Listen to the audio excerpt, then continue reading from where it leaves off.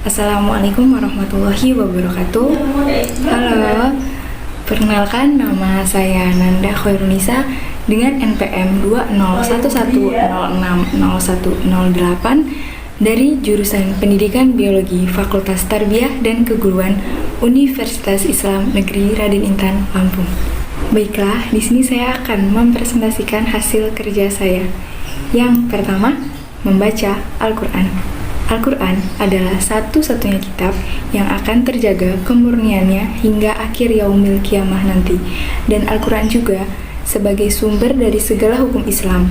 Dengan Al-Quran itulah Allah Subhanahu wa Ta'ala mengutus Nabi Muhammad SAW kepada seluruh manusia. Seperti yang telah dijelaskan dalam Al-Quran, yang artinya Maha Suci Allah yang telah menurunkan kepada hambanya agar dia menjadi pemberi peringatan kepada seluruh alam. Quran Surat Al-Furqan, Surat ke-25 ayat ke-1. Mengapa kita harus membaca Al-Quran?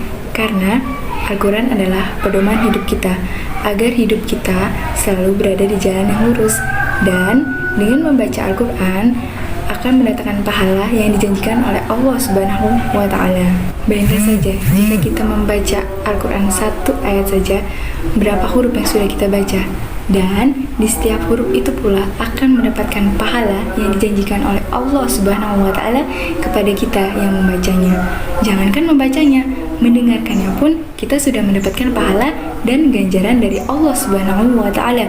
Masya Allah, bukan? Jadi, jangan sia-siakan kesempatan untuk mendekatkan diri kepada Allah Subhanahu wa Ta'ala. Yang kedua, saya akan menjelaskan tentang ilmu tajwid. Tajwid merupakan bentuk madar berakar dari fi'il madi yang berarti membaguskan.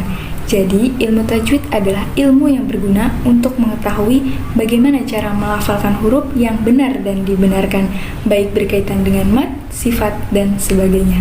Nah, dari penjelasan tersebut, ada ulama mengatakan bahwa mempelajari ilmu tajwid hukumnya adalah fardu kifayah. Tetapi, mengamalkan ilmu tajwid ketika membaca Al-Quran hukumnya fardu ain.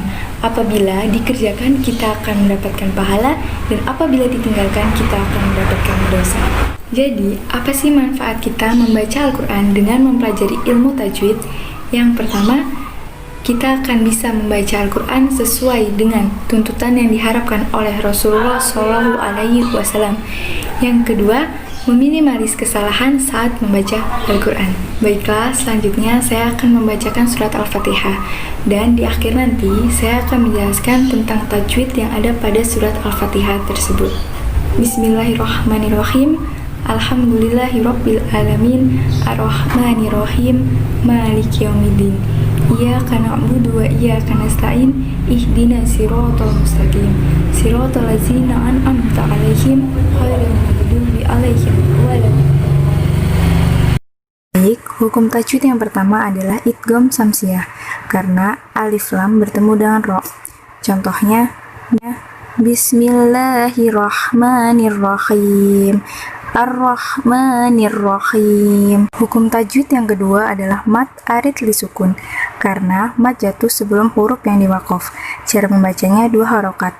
Contohnya, Alhamdulillahi Rabbil Alamin, Alhamdulillahi Rabbil Alamin, Alamin. Hukum tajwid yang ketiga adalah mad tobi'i karena huruf mim berharokat fathah bertemu alif. Cara pembacanya panjang 2 harokat. Contohnya, Ar-Rahmanir-Rahim, Ar-Rahmanir-Rahim. Hukum tajwid yang keempat adalah alif lam qamariyah karena huruf alif lam bertemu dengan huruf mim.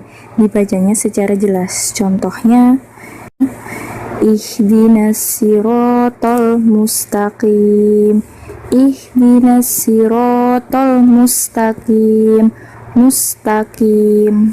Baiklah, itu tadi materi yang dapat saya sampaikan. Jika ada salah kata, saya mohon maaf, dan kepada Allah saya mohon ampun. Billahi taufiq wal hidayah. Wassalamualaikum warahmatullahi wabarakatuh.